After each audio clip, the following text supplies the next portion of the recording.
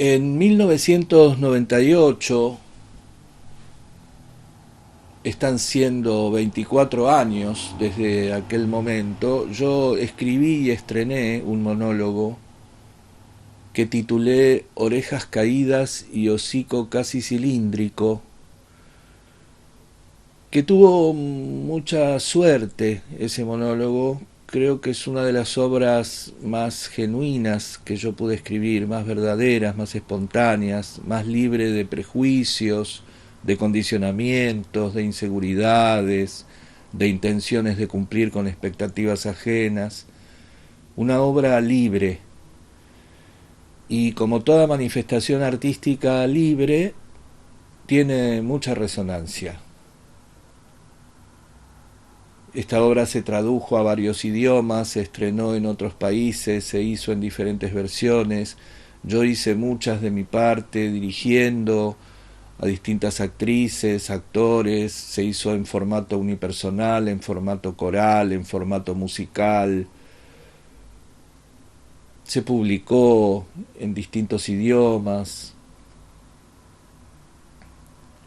Se estrenó bajo otros títulos. El título que yo había elegido en ese momento creo que fue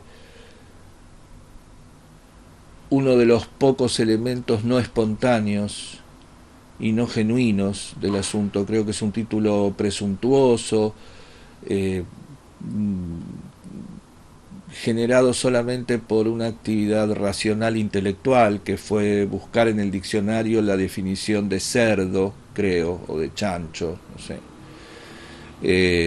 y tomar de ahí una frase para así, con el título, estar acorde a cierta tendencia de fines de los 90, de títulos largos y misteriosos, eh, eso, sugerentes. Pero después, por ejemplo, en otras versiones se estrenó como Chiquero sin chanchos, o ahora mismo se está haciendo en Argentina una muy buena versión que el equipo decidió, con mi aprobación por supuesto, titular Porquería. Porquería es una palabra muy significativa para el texto porque tiene esta acepción de insulto, de descripción de desecho, de lo que no sirve, y tiene su raíz en la palabra puerco, ¿no? Existe la palabra porqueriza como sinónimo de chiquero. El texto aborda la dialéctica de cuánta responsabilidad hay en nosotros mismos, nosotras mismas, en relación a lo que nos pasa. Si bien hay factores externos que determinan una circunstancia, nosotros, nosotras también tenemos el poder de influir en esa circunstancia de alguna manera. La premisa existencialista: somos lo que hacemos con lo que hicieron de nosotros. Hay una circunstancia, hay una situación que en ese aquí ahora resulta inevitable, y uno puede hacer algo para transformarla o para afirmarla. Es muy llamativo y muy alentador para mí. A mí me reconcilia mucho con la existencia descubrir estos sistemas invisibles de los que vengo hablando muy a menudo, de los que creo que conviene no hacer interpretaciones temerarias, no ponerse a inventar sentidos, significados, conclusiones acerca de esos sistemas, porque justamente lo que tienen esos sistemas es que son eh, eh, imposibles de conocer, por lo menos en este plano de la existencia, que es el único que conocemos con certeza, por lo menos, y más o menos.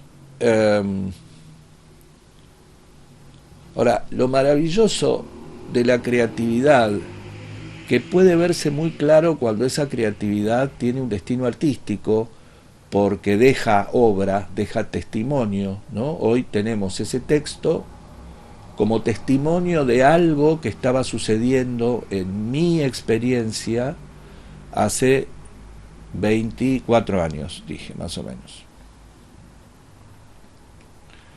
Lo llamativo del asunto es cómo la obra artística, cuando es genuina, cuando es generada por la intuición y no por la inteligencia racional, es que descubre aspectos de los autores, de las autoras, que los mismas autores, autoras desconocen de sí. Esto también resulta terapéutico, que uno pueda, en la práctica dramatúrgica, en este caso, de escritura, de obra, de teatro, de guión, abordar esta actividad de generar genuinamente, espontáneamente, materia, palabras, situación dramática, personajes, y que luego pueda leer eso que escribió como si lo hubiera escrito otra persona, porque en realidad es pragmáticamente así. Si creemos en la teoría que dice que estamos habitados por muchísimos yoes diferentes y que una de las tareas de la evolución es justamente alcanzar ese yo único, permanente, indivisible, que no tenemos, con el que no contamos en este nivel evolutivo, en este momento de nuestra evolución, vamos a reconocer que quien escribió no es quizá la misma, el mismo que ahora lee. Esto tiene un gran efecto positivo en cuanto a la creación de una obra artística, sea cual fuere.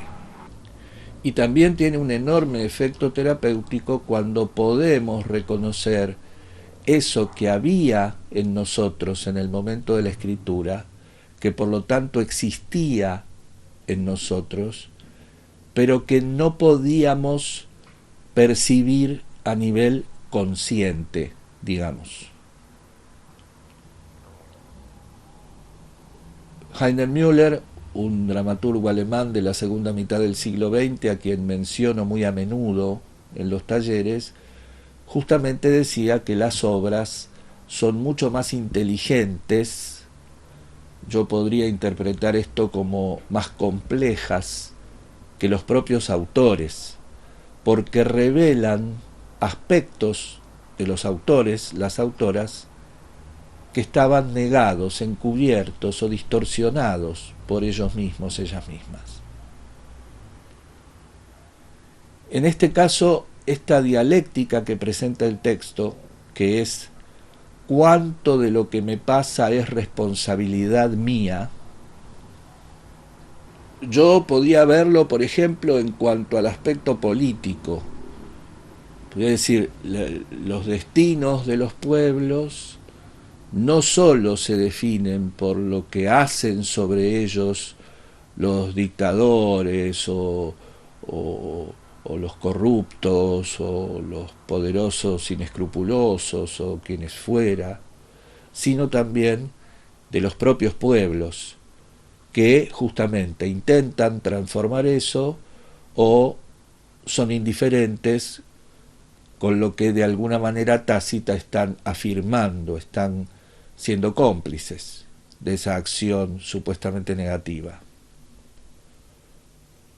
Lo que, por ejemplo, en relación a la dictadura militar, que es a lo que a lo mejor durante un tiempo era lo primero a lo que se asociaba el texto, ¿quién es el que me está matando los chanchos? Podemos asociarlo a lo que luego terminó definiéndose como la participación civil en un golpe de Estado, ¿no? Que el golpe de Estado no es solamente militar, que cuando decimos dictadura militar estamos expresando solamente un aspecto de la cosa. Cuando decimos ya dictadura cívico-militar, estamos ampliando bastante el espectro, ¿no? La responsabilidad civil, la responsabilidad de los democráticos supuestas, en un gobierno de facto, ¿no? En un golpe de Estado. Tanto es así que la única vez, creo que fueron dos veces en toda mi vida, que yo retiré la autorización para hacer una obra cuando un elenco determinado, argentino, decidió, utilizo el neologismo, dramaturgiar, que es un poco más abarcativo que adaptar o versionar, pero bueno, adaptar, versionar son los términos aceptados, adecuados. Trabajaron la obra, intervinieron la obra para que el espectáculo terminara diciendo que todos los problemas de este personaje que no sabe quién le está matando los chanchos están en el exterior, que él o ella, porque es una voz indistintamente masculina o femenina, no tiene ninguna responsabilidad sobre lo que le pasa.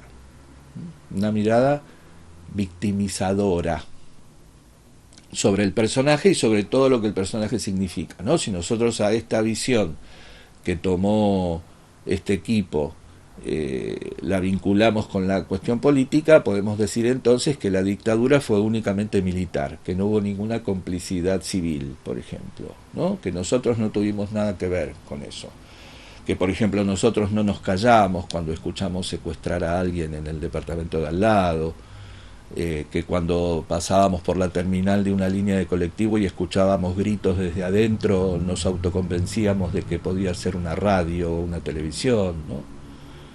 Liberarse de esa responsabilidad. Sin embargo, lo que es muy, muy impactante para mí es que no podía ver eso en mí. Yo seguía convencido de que todo lo que estaba mal en mi vida era producto de factores externos, de la educación, de la crianza, del país, del sistema, de Dios, de lo que fuere. Pero nunca pude terminar de ver, hasta hace unos pocos años, cuánta responsabilidad individual había en lo que a mí me tocaba. Hace poco una amiga que es astróloga, numeróloga, me decía algo que yo descubrí por mi cuenta hace pocos años, y es que la vida, esto lo mencioné también, me dio posibilidades, no desde la astrología, viendo esto desde la astrología, no importa si crees o no crees, no se trata de eso, existe, está ahí y dice esto, que yo tuve un montón de posibilidades, es más, me decía, viste que la astrología yo no entiendo nada, casi nada, pero que aparecen como aspectos astrológicos que se repiten en diferentes personas. Bueno, parece que hay un aspecto astrológico que yo tengo que es compatible con aspectos astrológicos que tienen otras personas contemporáneas que han tenido un gran éxito, que hoy tienen un capital enorme, que viven muy cómodamente, que tienen prestigio, fama, reconocimiento, que cotizan mucho en la bolsa de las personas influyentes, etcétera, ¿no? Que es algo que para mí, por lo menos hasta ahora, está negado o por lo menos suministrado en dosis muy pequeñas, ¿no? Mi campo de influencia es bastante exiguo, pequeño. Claro, el aspecto astrológico estaba dado, ¿no? Esto también nos sirve para entender algunas cosas que tienen que ver con lo macro y lo micro y el vínculo que existe entre ambas. Los aspectos astrológicos podían estar dados, pero yo era el encargado de activarlos, de transitarlos, de ser consciente de ellos y ponerlos en acto, o de negarlos, rechazarlos, no comprenderlos, la ignorancia, ¿no? La ignorancia. Porque otra vez, nadie nos enseña en nuestros primeros años de infancia esto, por ejemplo, que una de las premisas básicas de la creatividad justamente es la vinculación entre lo que hay y lo que hago con lo que hay. La percepción realista de lo que hay y la acción concreta, individual, subjetiva que yo puedo llevar adelante sobre eso que hay. Este es un saber muy sencillo de comprender intelectualmente, no tan sencillo de llevar a la práctica, pero creo que no es muy sencillo porque cuando nos damos cuenta de esto, estamos muy habituados, muy convencidos de lo contrario. Podemos polarizarnos en la culpabilidad total y asumir que todos los males del mundo son responsabilidad nuestra, o que no tenemos absolutamente nada que ver, polarizados en el otro extremo, con nada de lo que nos pasa, que todo es responsabilidad de otros o de factores que no tienen que ver con nosotros, el destino, la política, etcétera.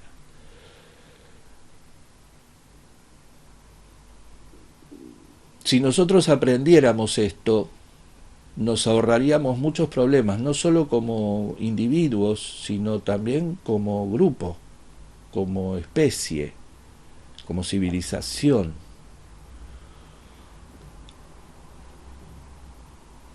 Entonces, fíjate qué cosa extraordinaria la creación artística.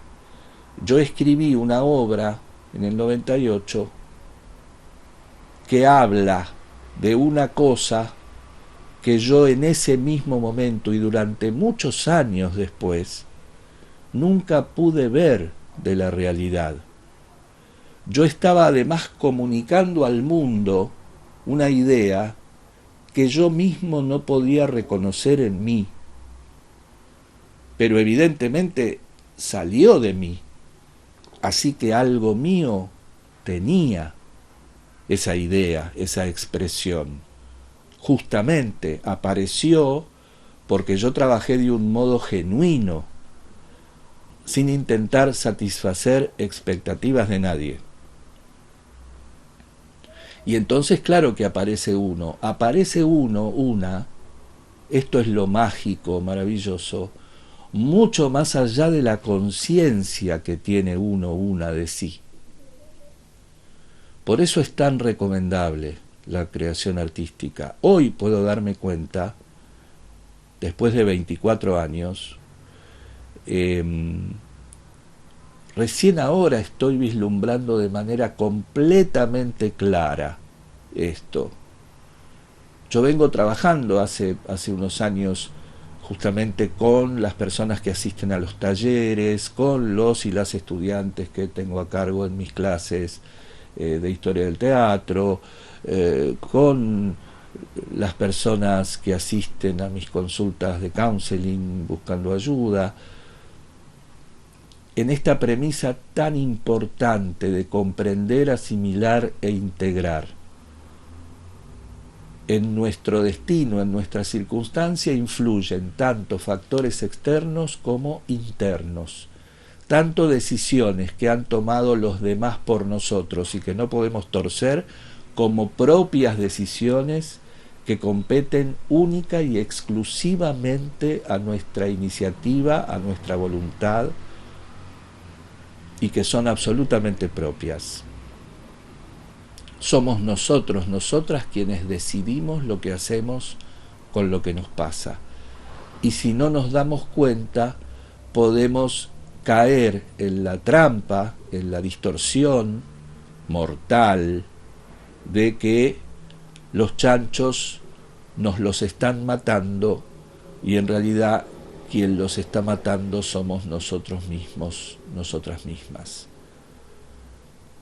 Y que justamente esa obsesión por buscar al culpable, entre comillas, como Edipo, mirá, fuera de nosotros, nos lleva irremisiblemente a tergiversar la realidad, que es que los responsables de esa matanza somos nosotros, nosotras, ¿no? Como otra vez me llama la atención, vino ahora Edipo, espontáneamente, ¿no? Yo ya te conté en alguno de estos podcasts mi gran devoción, mi gran afinidad por Edipo, por las obras, por el mito, ¿no? Este hombre supuestamente ejemplar que sale a la búsqueda impiedosa de un asesino que termina siendo el mismo. Mirá vos, Orejas Caídas tiene una vinculación con Edipo también. Acabo de darme cuenta en este momento. ¿Cómo podemos estar tan dormidos, dormidas, tanto, que, digamos, inconscientemente o por fuera del nivel de nuestra conciencia o desde el campo intuitivo o desde alguno de nuestros yoes más genuinos, más desprejuiciados, podemos expresar artísticamente algo que en lo personal no estamos pudiendo ver todavía, pero que en algún lugar de nosotras, de nosotros, está latente, en potencia, y no tan en potencia, porque en la obra aparece, y desde el punto de vista político aparece, tan claro que hace que uno pueda, por ejemplo, retirar la autorización porque se está fragmentando de manera maliciosa el contenido dialéctico complejo de la obra. Y sin embargo no poder ver eso en nosotros, como a lo mejor podemos verlo en otras personas y no verlo en nosotros. Por eso también es infalible y también es algo que deberíamos aprender en la escuela primaria, y no solamente los especialistas después en la facultad que eligen determinada carrera, sino todo el mundo, que cuando nosotros vemos con mucha vehemencia, cuando nos interesa mucho algo de lo que hacen los demás, las demás, cuando nos afecta, cuando nos impacta mucho, cuando nos exige mucha energía, mucha atención, mucho pensamiento, mucho tiempo, mucho trabajo, indudablemente esa resonancia nos indica que eso que vemos afuera está dentro nuestro y no lo estamos pudiendo ver. Por eso podemos verlo afuera. Insisto, cuando algo, por ejemplo, que es lo más común, nos enfurece tanto una conducta de los demás, que nos compromete hasta la propia salud, que sentimos taquicardia, que se nos agita la respiración, que no podemos dormir cuando nos acordamos, etc., indudablemente, no hace falta ir a ningún consultorio para saber esto, indudablemente hay algo de eso que nos produce rechazo en nosotras mismas, en nosotros mismos, de una manera tan vehemente que no lo estamos pudiendo reconocer.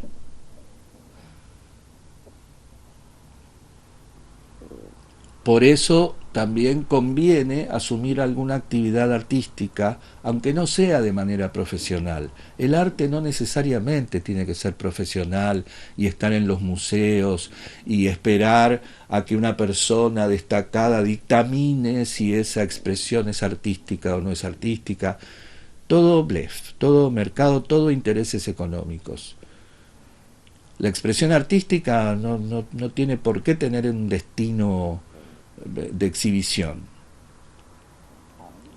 porque la mayor exhibición que necesitamos cuando llevamos adelante esa expresión artística, esa obra, es poder vernos reflejados, reflejadas ahí, y aprovechar la oportunidad de trabajar con nosotros, de que nos caigan las fichas, de que nos demos cuenta, de que dejemos de ser ignorantes, negando, distorsionando, tergiversando, proyectando, desplazando lo que verdaderamente somos, que no es un delito, nunca, es materia a trabajar, a trascender, para ser mejores.